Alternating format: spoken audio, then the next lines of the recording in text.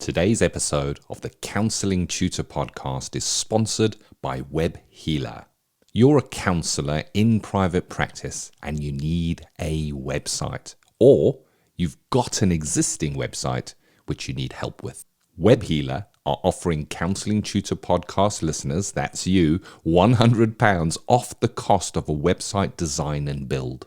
Now, Web Healers specialise in websites for counsellors and psychotherapists. It's what they do. And the Web Healer team provide a completely non-technical, done-for-you solution, leaving you to focus your time on your clients. Operating for 20 years, Web Healer are a trusted resource amongst counsellors when it comes to getting your practice online. So get the package details and claim your £100 off coupon for your new website by going to counsellingtutor.com/website. That's counsellingtutor.com/website. Hi, I'm Rory and welcome to episode 316 of the Counselling Tutor Podcast. I am delighted to catch up again with Catherine Knibbs, who is a psychotherapist specialising in cyber trauma, a term she coined to describe the psychological impact of negative online experiences such as cyberbullying, harassment and exploitation. With a background in child and adolescent therapy, she has become a leading voice in exploring how digital environments affect mental health. Catherine also is a researcher, speaker and author known for integrating neuroscience and trauma-informed approaches into her work. She advocates for greater awareness of the psychological risks of online activity and works to provide guidance on protecting the mental well-being in a digital age. Today, Catherine will be discussing a specific type of online harm that may appear harmless at first, but can lead children into an abusive online relationship. So if you're going to do nothing else today, have a good listen to this interview and make sure you share it widely. And with that said, let's get on with today's episode. Welcome to the Counselling Tutor Podcast, the must-listen-to podcast for counsellors, psychotherapists, and counselling students. Here are your hosts, Rory Oakes and Ken Kelly.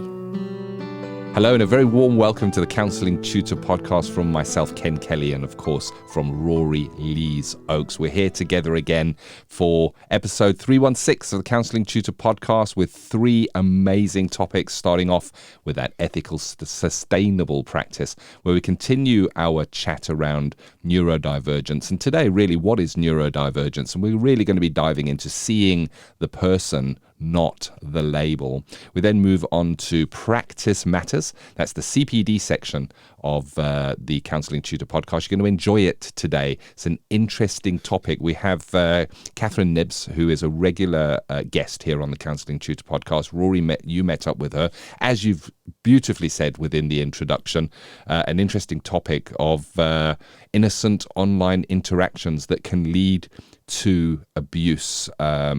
We're talking children and young people here, so an important topic. And certainly before you brought this up, Rory, and we discussed it, it was outside of my awareness, and I'm very glad that you brought that up. So it's a must-listen today in Practice Matters. And then, of course, we see you, our students. We move on to our student services. Such an important topic today. We're going to be talking about listening to understand, not listening to respond. So it's going to be a deep dive into active listening. And I think whether you're qualified or a student, this is an important topic and one that we should be revisiting often to check how our active listening is. But let's start off with that ethical, sustainable practice, Rory, where we're speaking about what is neurodivergence. And I guess with the slant on seeing past the label or the definition and recognizing that behind this is a person. Absolutely, Ken. And I think you make a very, very good point, bringing that to awareness, because people aren't a series of labels where things are stuck on. However, therapists need to understand the the kind of panoply of the human condition and how it might impact on an individual's life. We spoke in episode 315 about what neurodivergence is. So if you want to listen to that, go to counsellingtutor.com, the podcast tab, episode 315, and there's a lovely introduction here. But we're going to be talking about really the key insights. And when people talk about neurodivergence, there is a kind of habit, if you like, of people thinking it only applies to people who are autistic or maybe people with ADHD. And the fact of the matter is, it's an umbrella. And it's an umbrella that encompasses a wide range of very personal experiences for clients. And I will give you some of the personal experience. It can be dyslexia. So, people who are dyslexic are, by a modern definition, neurodivergent, ADHD. And we could look at other things such as attention deficit hyperactivity. I'm going to try and drop the disorder from these, Ken. Thank you, Rory. I just don't think the disorders, being on the autism spectrum, although the official name is autistic spectrum disorder, but we should really drop the disorder. Dyspraxia, not being able to, motor skills, Tourette's syndrome, where people have maybe involuntary physical and vocal tics, and sensory processing differences. So heightened and reduced sensitivity to sensory inputs, as my dental hygienist will probably testify to, because I'm the worst patient when I have my teeth cleaned, just because of that. So we need to think about that. And what we also need to think about, and I think this is really important, is people can acquire neurodivergence. So what can happen is that you might get people who are born neurodivergent, and you might get people who've been in some form of accident or have maybe a brain tumor, and they acquire it, and they become neurodivergent by acquisition. So although we try not to label clients, having an understanding of the language allows us to get closer to the language, get closer to the client, and also be able to access their frame of reference. And that's what being a therapist is about, accessing someone's frame of reference and being able to see the world as they see it. I like that. It keys into that active listening that we're going to be diving into in student services today, because that's what it's all about. It's an important topic, and you referred to last episode 315, where we spoke about the language of how we speak about this, why it's important for us to be looking at this as counsellors, as psychotherapists at this time. And today, maybe a little bit deeper dive. The term neurodivergence, coined by an Australian sociologist, and that's Judy Singer. And we've got a handout for you on this in the 1990s. And it refers to individuals who experience variations in brain function. So this is kind of a quote or a direct lift from how Judy described this, leading to difference in sociability, learning, attention, and mood regulation. As a neurodivergent man myself, diagnosed it's about 7 years ago, I can definitely relate to a lot of those words. And this is the important one. Neurodivergence is not a medical disorder, but a natural variation within the human population. And it's for that reason that I think you're right, Rory, the dropping of the D at the end of ADHD, with the D being disorder, ASD, autism spectrum disorder. I think that language is losing favor, as we mentioned last week, and will be replaced. So at the risk of us having to re-record our podcast every couple of weeks, we're going to drop the word disorder. But let's talk about some of the core characteristics that characteristic types of neurodivergence, because neurodivergence, as you've kind of mentioned, encompasses a wide range of conditions, and each affecting individuals differently. And I think this is the main takeaway from what I've just said there. Wide range of conditions affecting individuals differently. And what we don't want to be doing as we kind of dive into this topic is forming a picture or a label that we go, oh, that person is neurodivergent, therefore they are likely to think like this, act like this, experience these challenges. It is very, very varied amongst individuals. And I guess that's why we say looking beyond the label and looking at the individual themselves. And of course, just a very brief overview. Autism spectrum, I'm not saying the D on there.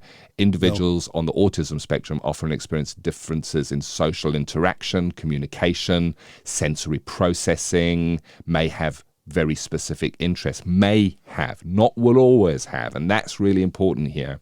You know, there's one of the things that came up for me when I kind of disclosed, because it's kind of like coming out. In fact, it is coming out. When I was disclosed about my autism diagnosis, I shared with certain family members, and they said, well, you can't be.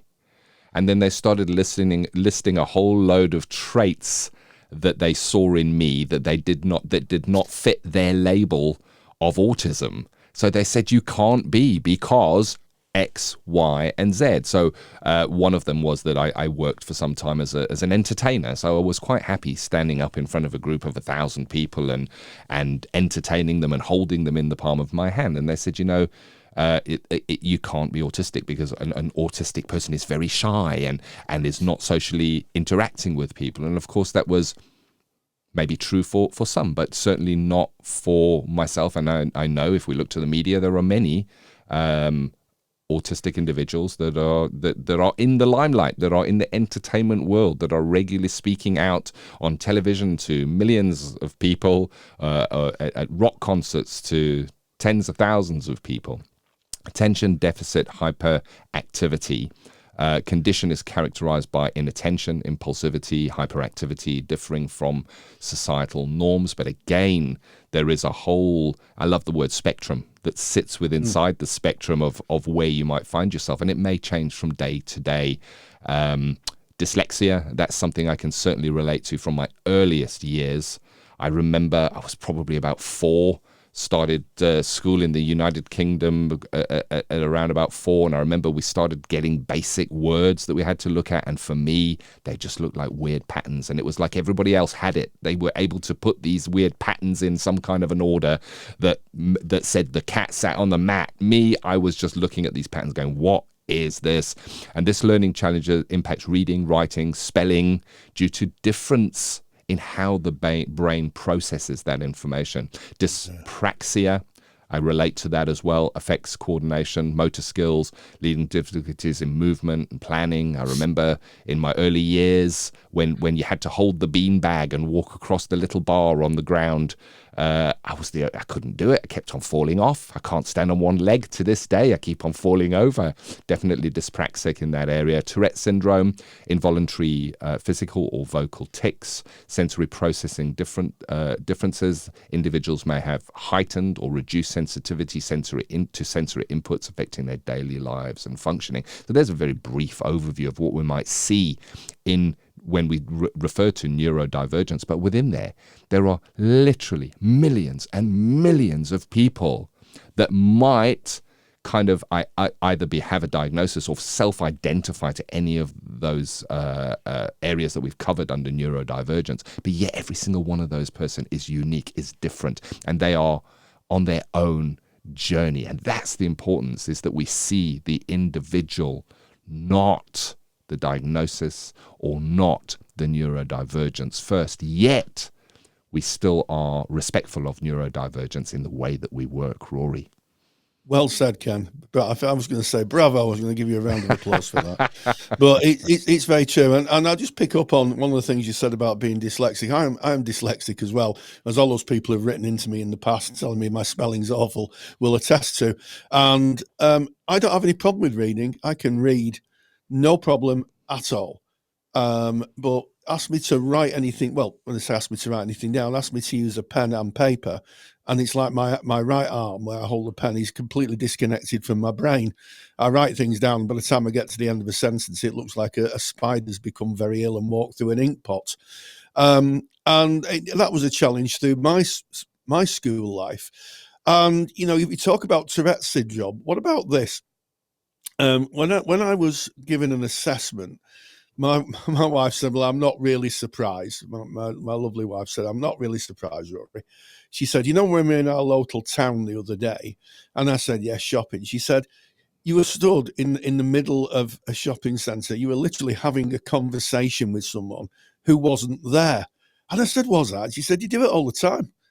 And when I'm thinking about it, I'm thinking, actually, I do. Sometimes I might be thinking about a podcast and how I'm going to put, discuss the topics. And if I'm not careful, I can just get completely lost in that and start having a conversation with people. And of course, to those who are on the outside, this looks quite odd behaviour. And that, I think, probably would fall under the panoply of Tourette's to some extent.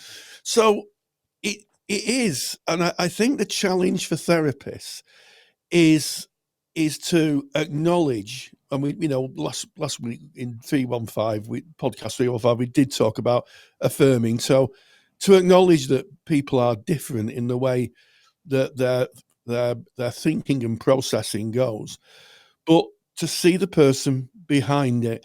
And also, I think in some cases, to acknowledge the difficulties it brings. We're living in a more, I use the word kinder society, where individual differences are now being, individual differences are seen as quite the norm, and people are giving time and making adjustments for those individual differences. But still, it can be a challenge. And, I've worked with, I can think of at least a couple of clients who have struggled with either one or two different parts of neurodivergence because it wasn't particularly them, it was the people around them. And sometimes it's their family who, say very, very thoughtless things to them, like, you're a clumsy elf. That's no good to someone who's dyspraxic. Someone has difficulty with coordination and they knock the odd thing over. Calling someone a clumsy idiot, or you're flipping like a bull in a china shop, isn't helpful, because it's not something they can easily control, if it can control at all. So, yeah, I have worked before the term was even in my awareness, with people who've struggled with the way their brains were wired up, I guess, to give it a good example. So just to have a therapist who understands that and allows the space to talk about the challenge and what someone might want to do with it, I think is mightily helpful in therapy. So we don't have to give a label, but just give the space, listen, and understand that this is what it might be. Yeah. And it's an interesting topic, because we spoke last time about how it's kind of, it almost seems like it's emerging at the moment. It's coming into its own, with more information being readily accessible, with the world being a much smaller place where we can speak on social media and we can identify with others and on their journey and have instant access to other people. But one thing that is interesting is looking to the statistics, and there is an estimated 15 to 20% of the population that would fall into neurodivergence that we're speaking about right now.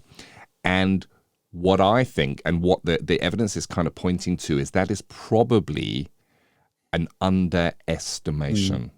And it is an underestimation due to undiagnosis in women. So if we look back historically, this was there was a time when women could not be diagnosed as neurodivergent. It just wasn't. They just weren't having it. It was a male-only thing. Many neurodivergent individuals may be unaware of their neurodivergent status. They may have not seen that or recognized that. And I think these are important considerations for us as counselors and psychotherapists. We need to have a sensitivity to misdiagnosis. So a person who may not have recognized their own neurodivergent status may still have experienced pain and challenge within their lives that had taken them to healthcare professionals over the years. and they may have been misdiagnosed. In fact, there's a high incidence. The evidence points to a high incidence of misdiagnosis with anxiety, depression, personality disorders.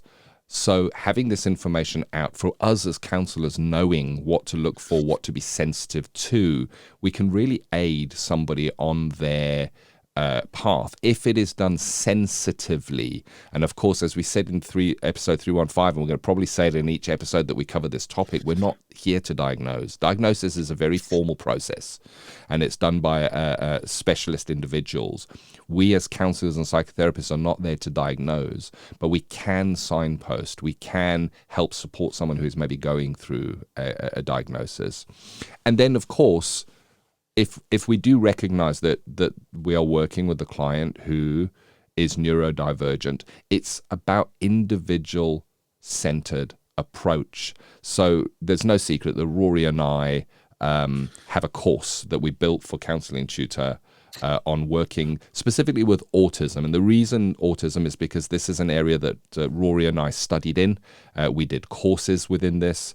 We are neurodivergent ourselves, so we have our own journeys to kind of look at, but we also looked to what the resource says in building this training. And one of the sayings is, if you've met one autistic person, well, then you've met one autistic person, because that's it. If you met me, and I'm very proudly autistic, and then you met Rory a few days later, we're very different people. We've got different interests. We've got different ways of being. And the way our neurodivergence kind of shows in our life is different. So it's an individual-centered approach. It's tailoring the intervention to be unique and to the person's processing styles and sensory experiences. And it could include providing sensory accommodations or making it might be a quieter room, or adjusting the lighting, or changing our communication style to suit what is better for the client. And I think this is important, that when we train in the area of neurodivergence, what we don't learn is a model that is going to fit all people. We learn what to look for in order to be able to offer an individual approach to the people that are as unique as people are. And then, of course, we spoke last week about that inclusive language, how important the language that we use is, and how important it is to find what the preferred language is for the person that we're working with. That if they are on a road of neurodivergent a diagnosis, or they've been diagnosed, how do they choose to own that themselves? And these are just some considerations as we kind of go into this topic. And of course, we're going to cover it for a number of weeks, and we'll dive deeper and deeper as we go and kind of get a little bit more niche into some of the areas. But I think we should end with maybe some learning tasks, Rory. So learning tasks, and these are taken from the handout, and I'll tell you where to get the handout and the in-depth article on what Rory and I are talking about in a moment. Reflect on your attitudes towards neurodivergent individuals. If you take a moment and you think in your mind, what does an autistic person look like? How do they show up? What does that mean to you? And challenge that. Is that a stereotype? You know, when we're training, we learn about stereotypes and the danger of stereotyping that all Italians love pizza and anybody from Ireland loves drinking Guinness. You know, we move away from those stereotypes and we see people as individuals. So what does neurodivergence mean if you say it to yourself? And then maybe a learning exercise might be, consider, what are some of the challenges that neurodivergent clients may face within your sessions? And how could this impact their needs and the way that you might react to that? That's a big ask. I think for me, those kind of topics are a week of sitting and reflecting on them, Rory. And then maybe discuss experiences. If you've had experience in working with a neurodivergent client or clients, discuss that. Maybe discuss it with your supervisor. Consider what strategies you worked with. What did you do that worked? What did you do that you felt didn't work? And then finally, I guess, in learning is think about the language. What is the language you choose to use? If you're going to be writing on your website that you warmly welcome neurodivergent clients, have you trained in that? Do you understand it? Are you able to offer that? And then what is the language you might use to kind of bring that over? Any final thoughts on this, Rory? Yes, I think that this is such an emerging cohort of clients that we're really only at the beginning of understanding what neurodivergence is. And I think that the learning isn't a one hit. So it's not, I've learnt about that, now I know all about it. I think that in the next 10 years, in the next decade, we're going to see more research. You're absolutely right, Ken. We're going to find that more and more people are in fact neurodivergent.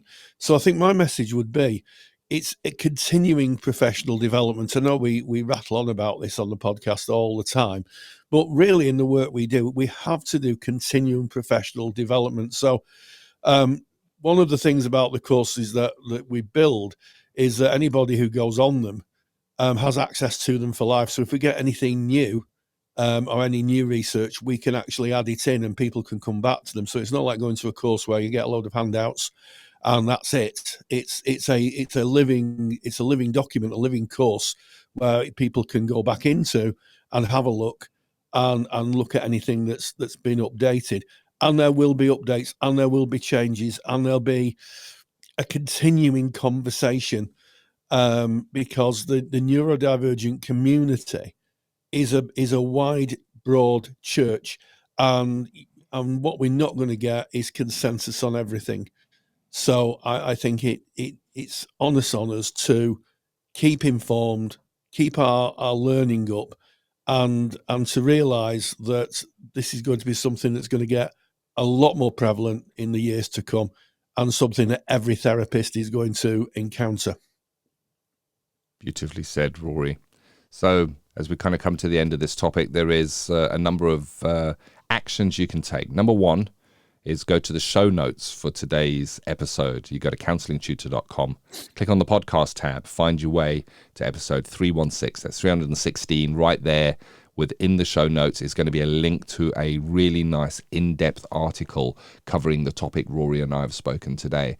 Within that article, there's an opportunity to download a handout. What is neurodivergence? It's what we've spoken about today, but it also has some really nice references at the end. So if you wanted to dig a little bit deeper, you can dig a little bit deeper into that topic.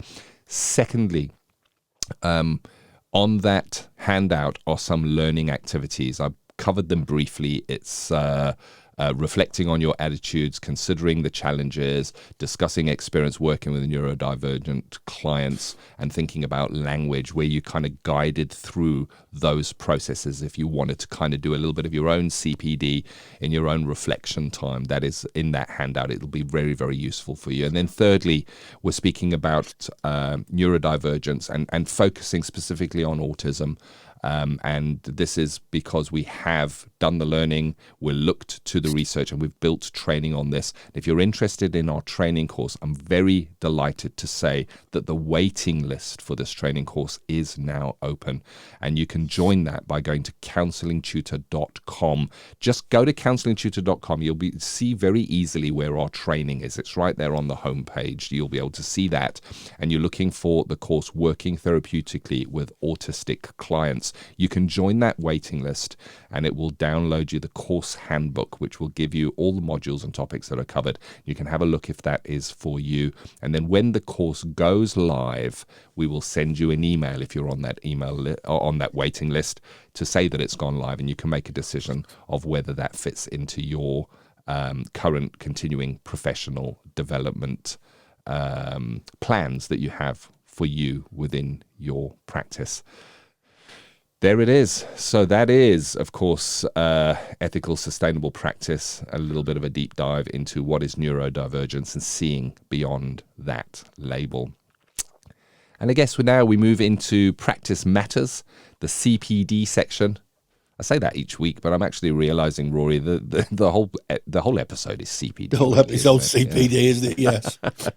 Well, I guess what we mean is that this is where we bring people that are not Rory and not myself, Ken, in to speak about where they have an area of specialism or an expertise. And a returning guest, Catherine Knibbs.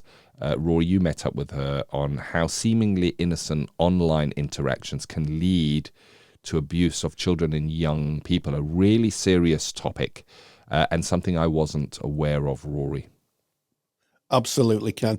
And what I would say to those people who are listening out there, if you do one thing today, once you've listened to Catherine Knibbs' interview, share it with your colleagues, share it with anyone who has children, share it in your professional social medias, because this is a real danger to children. I spoke with Catherine Knibbs, who's a human technologist. She specializes in how the internet and the use of social media can impact on individuals. And what she is about to share with you in this interview is absolutely mind-numbing and frightening. So, fair warning, it does contain themes of an adult nature, nothing too scary, but just as fair warning, have a listen to Catherine Knibbs about how innocent online interactions can lead to child abuse. Practice Matters is proudly sponsored by the Counsellor CPD Library. To access top quality, relevant continuing professional development for your practice that you can do at a time that suits you, and all for less than the price of a cup of coffee, visit counsellingtutor.com. Today, I'm delighted to welcome back an old friend of the podcast and certainly a good friend of mine, Catherine Knibbs, who's a human behaviour technologist, who's going to talk about a child protection issue that might have slipped under the radar. So if you are listening to this, it's really important you take note, because this is so important. But Kath, it's delightful to see you, but just explain to us, what is a human behaviour technologist? So this is now a new encompassing term that covers my work as a psychotherapist and author who's really at times pontificating, let's use that word, because that is kind of what I'm doing, really thinking about the way we use technology and why we use technology. And that stems from all of the work around psychology, psychotherapy, and in a space of technology, why we are all changing as human beings. And of course, that's really what we're going to get into in terms of the conversation today. But it's really about how and why we're now changing our behaviours in and around the world of technology, which includes those dreaded phrases, smartphones, social media, and so on. Sending shivers down my spine, Kath. And the reason for this podcast is I was looking at my LinkedIn profile, and you came on the timeline, and you made a little video, and the video said, and I paraphrase here, I cannot believe I had to explain to a social worker why someone, a stranger, requesting a picture of a child's feet was a child protection issue. And I looked at that and I thought, we've got to know more about this. So what's going on? What's going on here? So I think in all of the years that I've talked to you, Rory, I have moved from working primarily with children who might have been sent or appeared in my therapy office with lots of different issues. And I started to specialise in the space of child sexual abuse in the early 2010s and 2011, that kind of era. And what happened from that time is I ended up in the space of what we now refer to as something called technology assisted or technology facilitated child sexual abuse. This is also known as online coercion. There's many, many names and many, many acronyms. And I'm literally, and I say literally, just back from Slovenia and Croatia. This is a global issue that we are dealing with. And this particular issue, when we talk about it today, is one where, yes, the video does start with, I can't believe I've had to say to a social worker, but this is based on something that I was dealing with in 2014. I then went on to write about it in my sexual harms book, which came out in 2023. It's still an ongoing issue. And we're really talking about safeguarding thresholds, even though they're not often referred to as that, safeguarding thresholds that are currently being missed by professionals who work with children in this space of online facilitated, coercive child sexual abuse. Yeah. So on the face of it, a child speaking to a professional and saying, someone's asked for a picture of my feet or my hands, may seem innocuous, may seem not to switch on the alarm bell. Someone says, want a picture of me declothed with no clothes on, immediate alarm bells going off. But pictures of hands and feet, they seem on the face of it so innocuous. But what is going on there? Why should professionals who work with children, indeed parents, I'm guessing there's going to be a lot of parents listening to this, be worried about this? So let's address what you talked about there in terms of currently in the space of education at the moment. We are really saying to children, do not share nude images. Okay. Now, nudes are quite easy to understand exactly what they are. And what we generally do is we'll use analogies such as the swimsuit area. Don't share pictures where you might wear a swimsuit. And of course, depending on the kind of swimsuit, whether it's trunks or a swimming costume or a tankini, that can be a confusing way to describe things to children anyway. But what we're effectively talking here about feet is images that are not illegal to send. Now, a child sexual abuse image is any image that is classified as sexually present. I'm trying to be very careful how I say this because it can be really scary.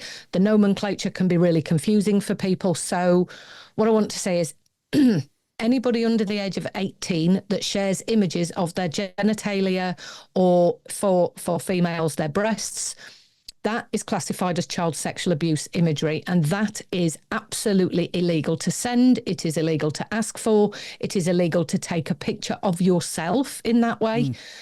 And we are in a society where there are certain platform applications that allow for the sharing of these images, which we often refer to as intimate images. Now, the thing about feet and hands and elbows and necks and ears and all the other areas that we might classify as non-sexual, they are not illegal to take or send or have on your own phone. But what really, so what the video pertains to, and it's on all my social media channels in terms of the way that I'm trying to educate people around this, it's normally asked for a coercive reason. And I call that video the feet pick pipeline. And in this instance, the young people are generally well aware of what they've been asked to send. It's a picture of feet. They're often given a monetary reward. So, of course, what child wouldn't want to get a monetary reward for sending something that isn't breaking the law? And it isn't, if you follow the law or rules of sending nudes. I'm not sending a nude, therefore I'm not, let's do the air quotes, doing anything wrong. However, what happens with the perpetrators of crimes against children is often that's the first image that then becomes the leverage for something we call sextortion. And sextortion is blackmail around sexual abuse imagery. And what can happen in terms of, let's talk a psychological process here, that in the first instance, the child is empowered, they send an image of their feet, they feel like they are in control. And at the point of sending the image, the power play changes and the perpetrator now holds the power by being able to say, send me some more or send me some pictures that are further up the leg. And that means they can start to gain money for the transaction. but the power play is in the hands of the perpetrator, who will ask for more and more explicit images. And that starts to take us into a conversation about the conferences I've just been around. And I think it's important, Rory, that we talk about some figures. And I think the best way to explain this is figures that are collected by an organisation called the National Centre for Exploited and Missing Children, known as NCMEC, over in the US. And they are the organisation that gets the reports from tech industries and sometimes direct from children. And the numbers of reports that they received last year were in the region of 32,000 reports. And those reports are often of more than one image or video. Often they relate to websites. And it totaled somewhere in the region of 800,000 images that were collected last year as reports. And of course, that's not every image that's reported.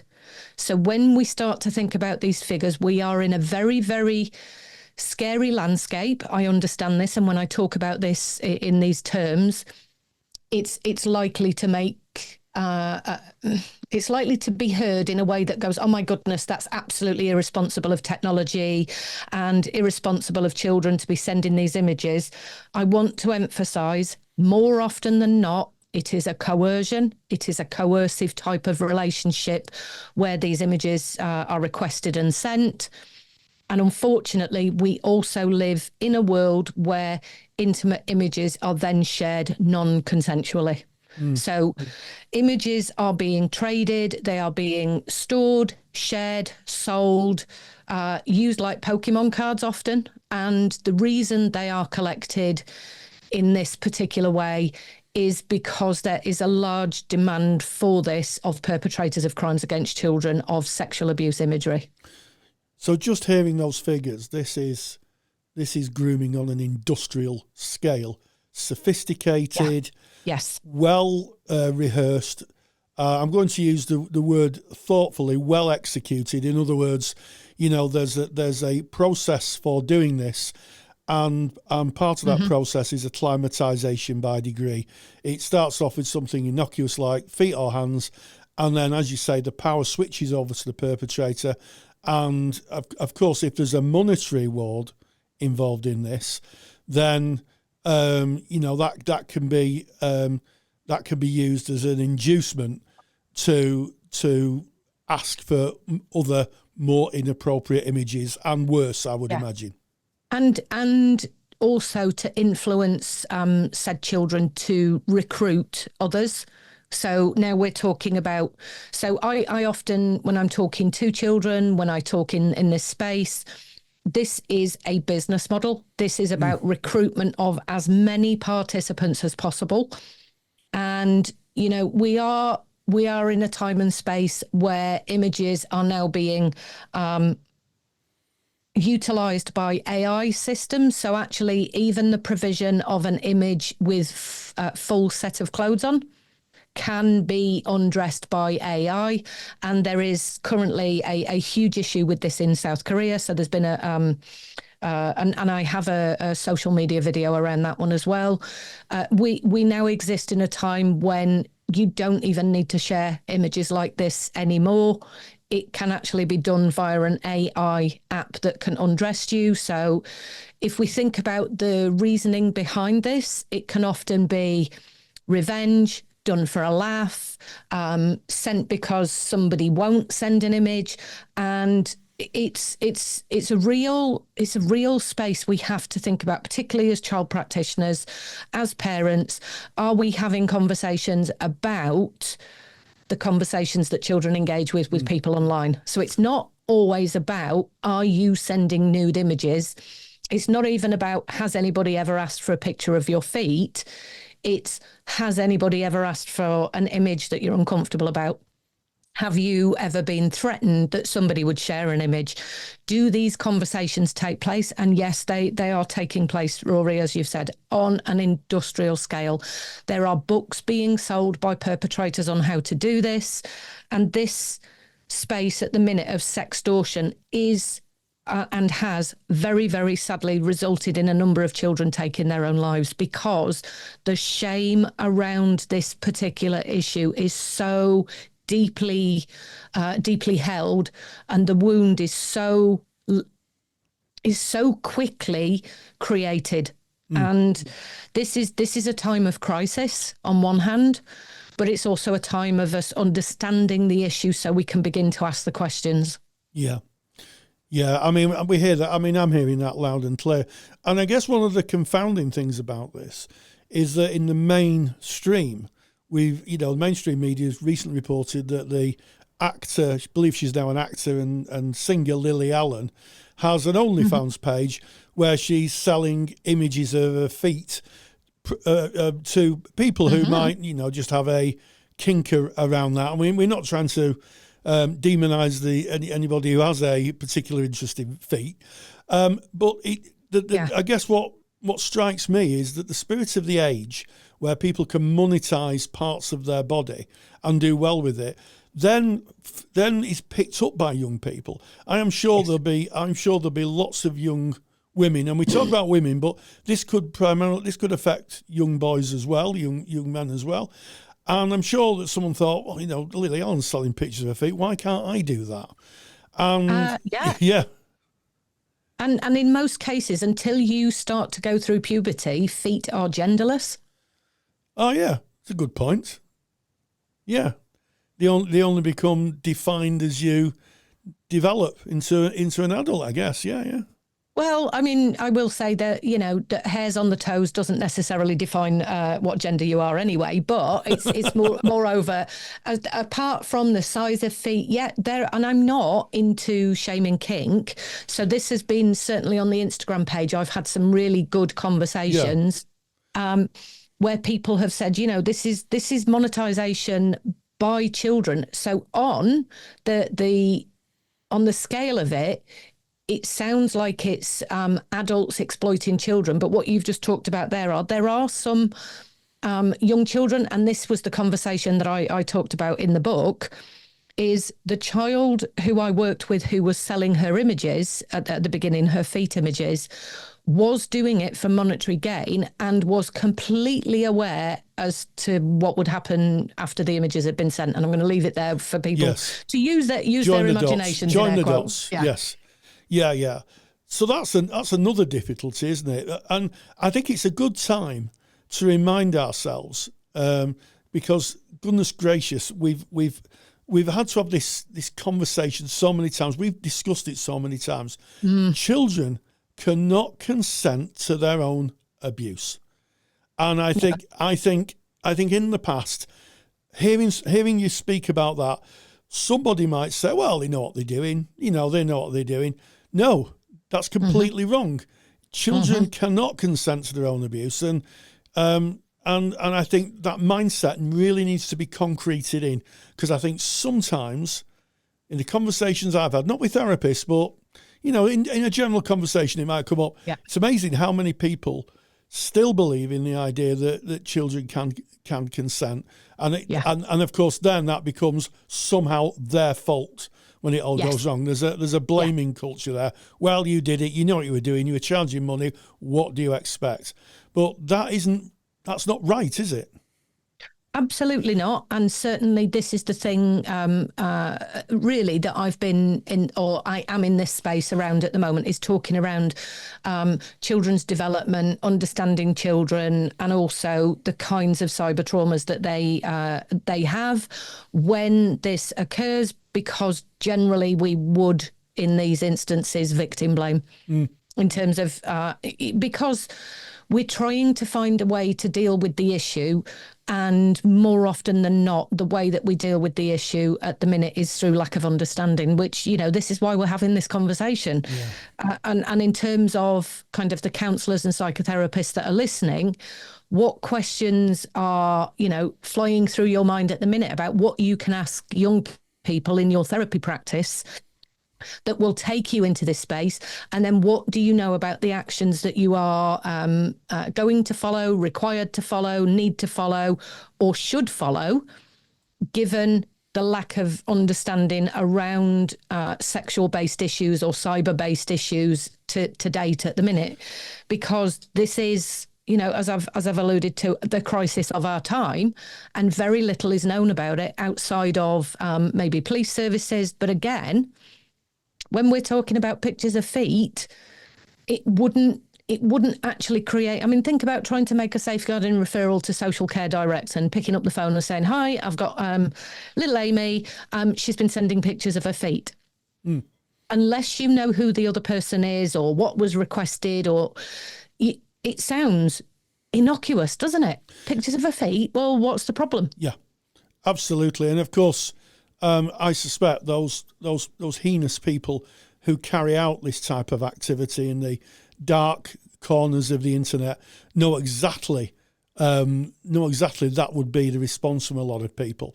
So just as a call to action, just for those people, they may be parents, they may be people engaged in child protection, they may be just lay people who've just stumbled across the podcast and come across this. And if you have, you're very welcome. Or if you're a practitioner working with children, what do we have to do? What do we have to be aware of? What do we have to do if we believe that this is a thing? And it's also, that's two questions. You never do two questions as an interviewer.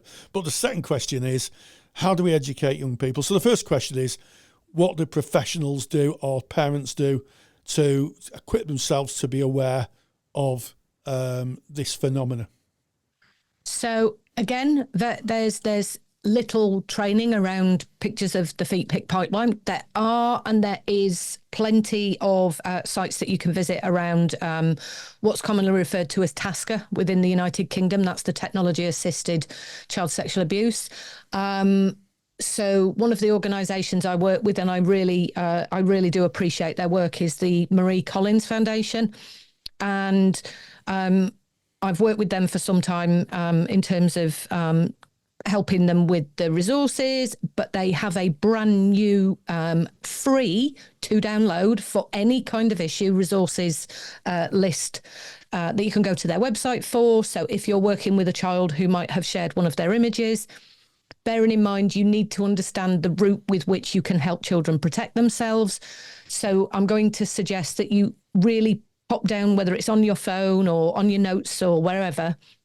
There is a tool in the United Kingdom called Report Remove, or there is a global one called Take It Down. And Take It Down is a service that allows children themselves to report an image that is of this ilk. Generally, they tend to be sexual ones, and no information about the child is taken, no personal information about the child is taken. It is literally to take that image and get what's called a hash on it, because the hash prevents that image from being uploaded to social media channels. Okay. Oh. So it really is, this technology is absolutely phenomenal, Rory, in terms of being able to put a unique identifier onto an image so that it cannot be uploaded in terms of on social media sites. The same with Report Remove. That will also do it the same in terms of these lists that they provide to social media companies. I could get geeky on the technology, but I won't. I would certainly say there are websites for if you believe the child you're working with has potential harmful sexual behaviour. So that would be through organisations like the Lucy Faithfull Foundation. And if you are looking for knowledge, assistance, conversations with law enforcement, you can have a look at CEOP, you can have a look at the NSPCC website, you can look at ChildNet, you can look at Internet Matters, Get Safe Online. There are lots of internet safety companies that will give you advice about routes of action, things you can do. But as a psychotherapist, I can tell you now, aside from the books that I've been writing, there is no literature on this to date. There might be small amounts of research articles, but really we're in a phase where this isn't part of a standard child training route to understand all of the issues that exist online. But it is listed in Working Together to Protect Children. So this is Working Together 2023. It was also in 2018 that forms of abuse that we report that take place in the real world also exist online, such as viewing pornography, sexual abuse and sexual images, intimate image sharing, intimate image abuse. And yet there is still no direct legislation or anything for us to do as practitioners. So it's a complicated space. I would certainly say verse yourself in as much information as you can about internet related issues, and really start to understand the social media platforms such as Snap, which is what the children call it. You will know it as Snapchat as a grown-up adult because that's the way that it's talked about by children. Learning what Discord is, learning where files and can be shared on the apps and the kinds of ways in which information is shared and disappears, etc., etc. But also talking to children about what they have on their phone. Who do they talk to? What apps do they use? And thinking about it in a way that any child under the age of 13 should not be on any social media platform because that's against data protection.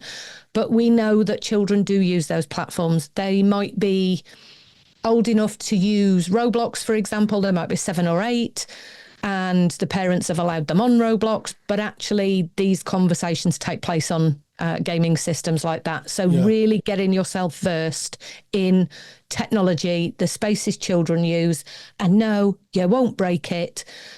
And if you don't sign up as a 9 or 14-year-old child, you will not come across this information. So, don't sign yourself up as a 10-year-old child on Roblox because that's just a bit weird and probably would get you into trouble. But certainly go and use the platforms, go and have a look at where it is the children are going in terms of online and learn about the systems. Yeah, and it's just the sort of things that my parents would do when I was a kid.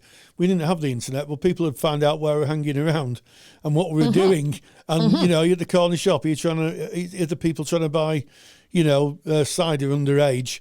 And people would look out and people would say things. So I think that's really useful.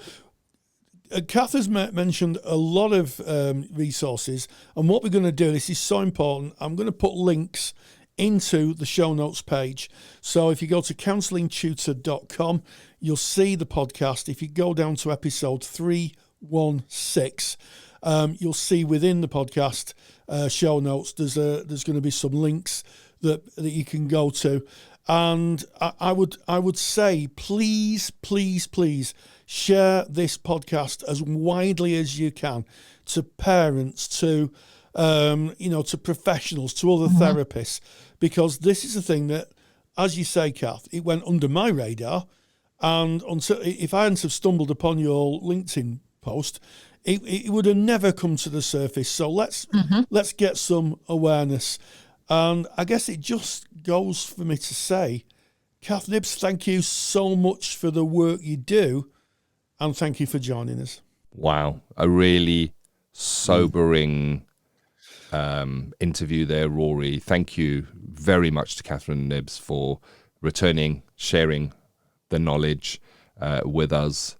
And thank you to you as always, Rory. You're holding those important discussions and bringing us the experts in the field that change perhaps how we look and act within our practice.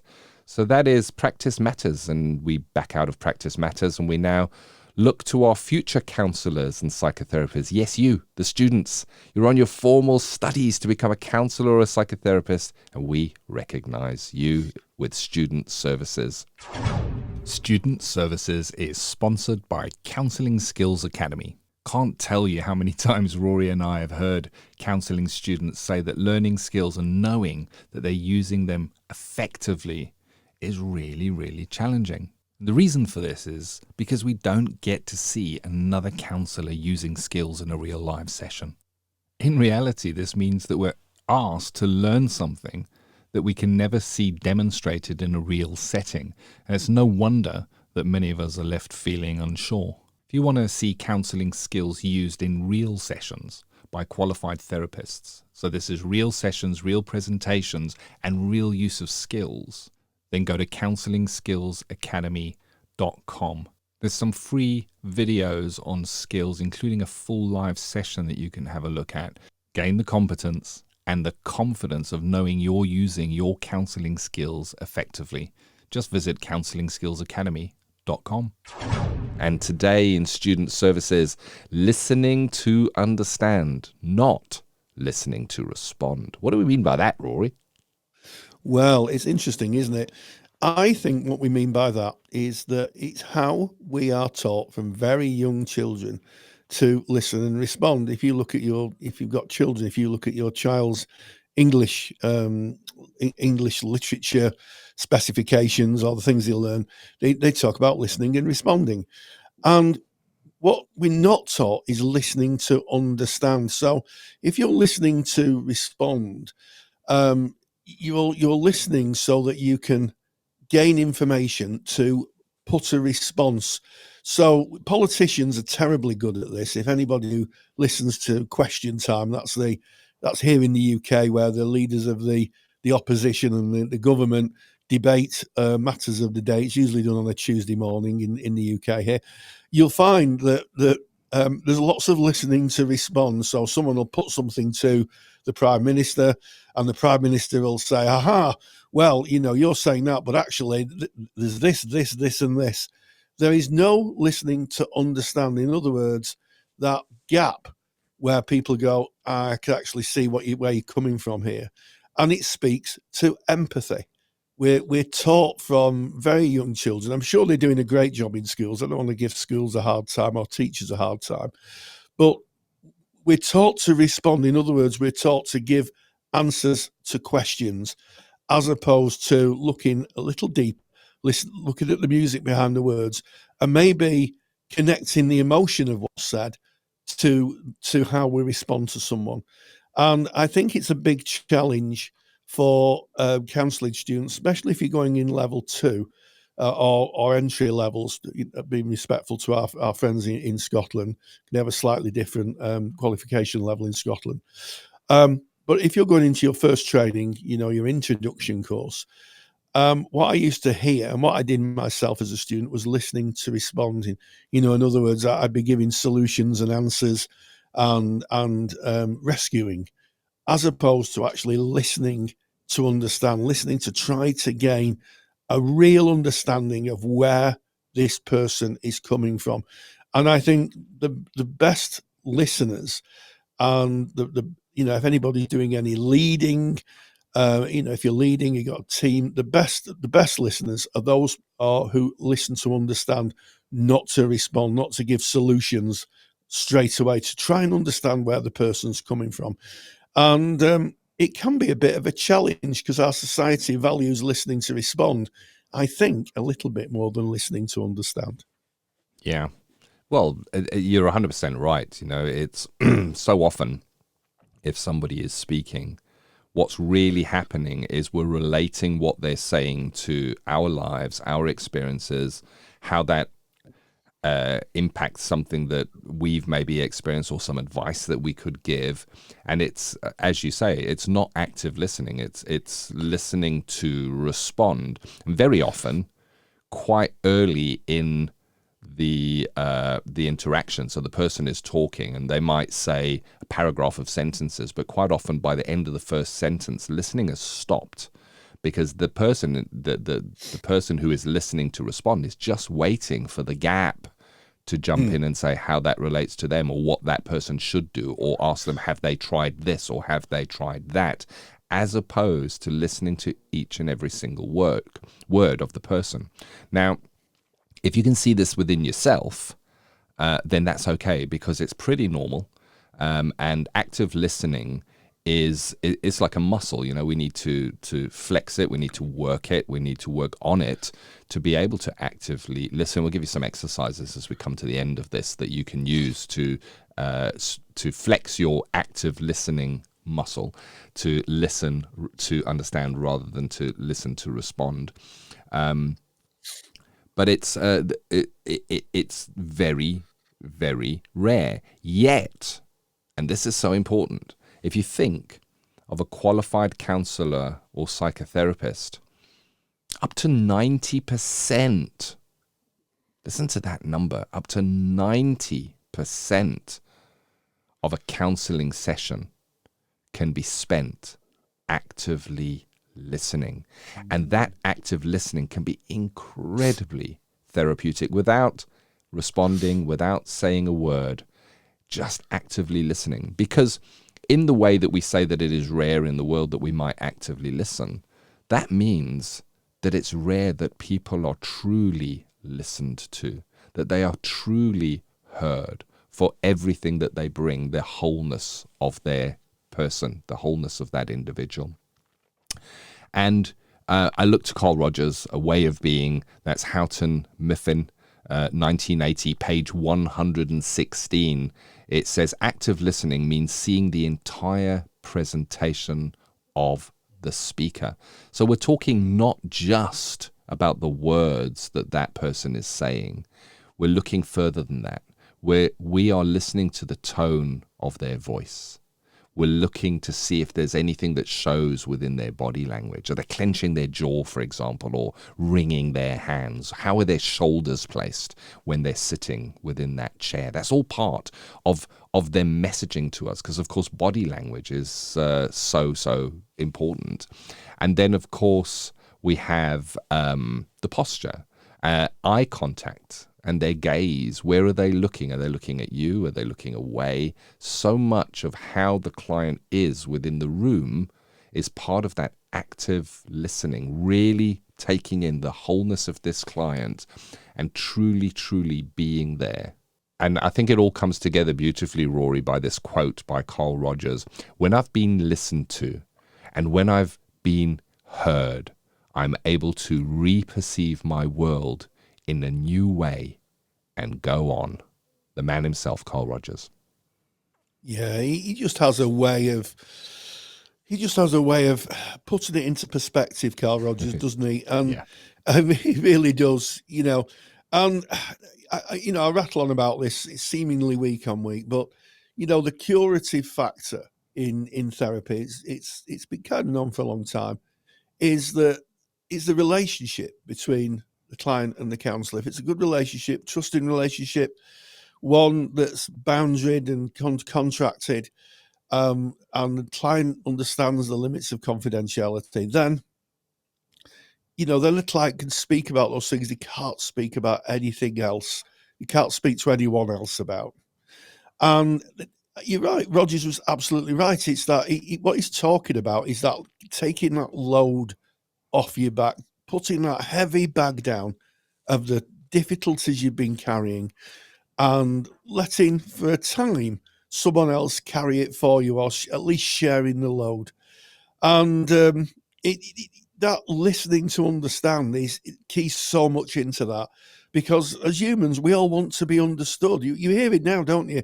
I really like that person because they get me. That's kind of come into the language, hasn't it? Someone gets me. And what someone really means is they understand who I am. They understand my little idiosyncrasies, that my ways of being, the way I am, and they accept me for that. They get me.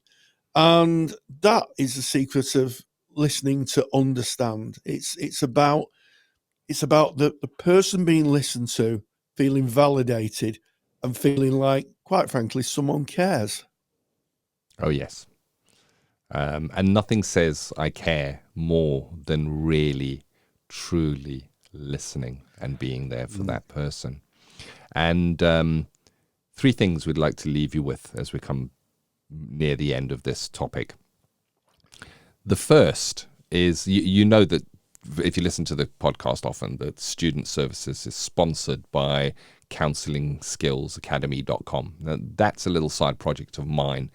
And it's because I love counselling skills, and I believe that once that door closes, all the theory and everything stays outside, and you're in there with a client, and all that you have is your skills, whether you're working online or whether you're in person with the client. And I've made a lesson from Counselling Skills Academy available for free for all our podcast listeners.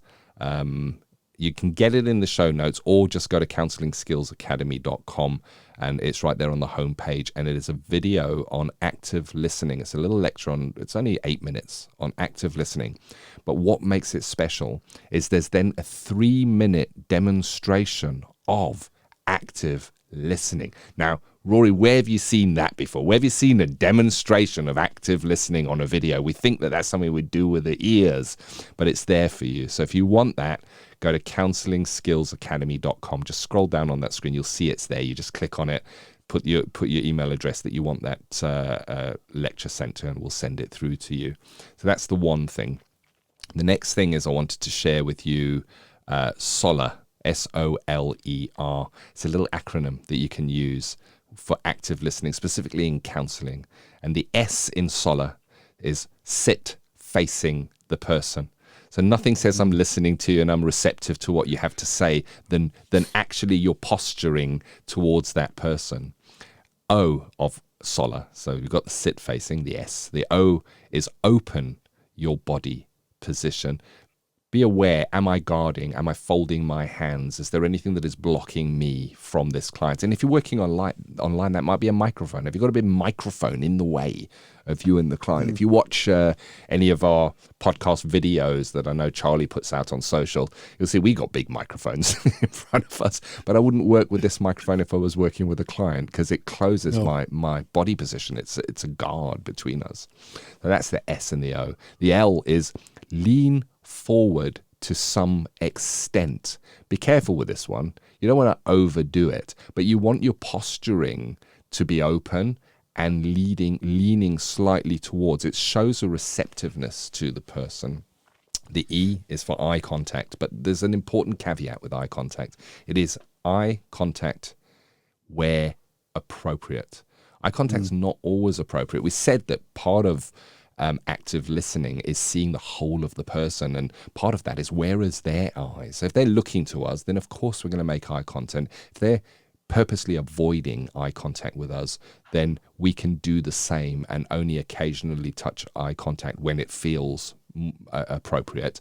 And the R in SOLER, I love, it's relax and just be comfortable within it, because we can't really be actively listening if I'm going, right, the S is I've got to sit facing them and I've got to open body position and I've got to lean forward a bit. If we're thinking about how we're positioning ourselves, how we're posturing ourselves, what skill we might use next, then we're not actively listening. We're then ready to we're ready to respond, as opposed to just listening to that person in their entirety. So what can you do? You can go to counselingskillsacademy.com. You can go and get that free lecture on that and see a demonstration of active listening. Within our show notes, counselingtutor.com, click on the podcast tab, go to episode 316. All the links will be there, including the link to an article on listening that we've covered today. And then want to end with how can you practice your active listening. Any interaction where somebody is speaking to you, you have an opportunity to actively listen.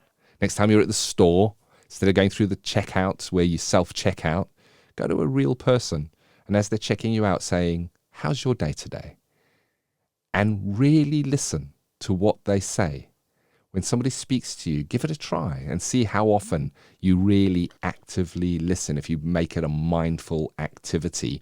And a great way of kind of bringing that together and crystallizing it is journal about it.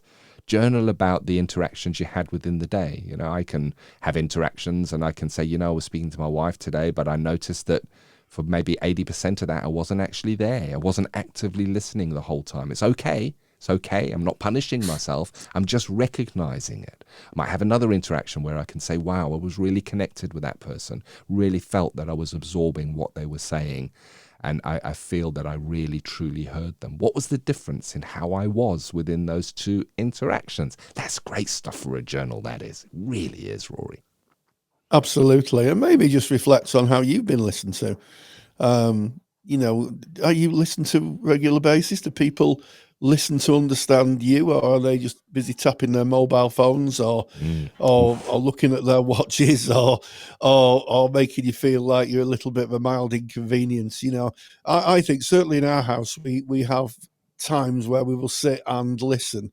So we both myself and my wife live busy lives, but we will come together to sit and put time aside to listen to each other's concerns or worries or anything really, and we found that works. It's a bit like, it's not like a therapy session, although it can feel therapeutic, but just to set the time aside, and switch your phone off, make sure there's no one knocking at the door, and just spend some time trying to understand the other person's point of view. And and I think it's well worth doing, and it's a great feeling to be listened to.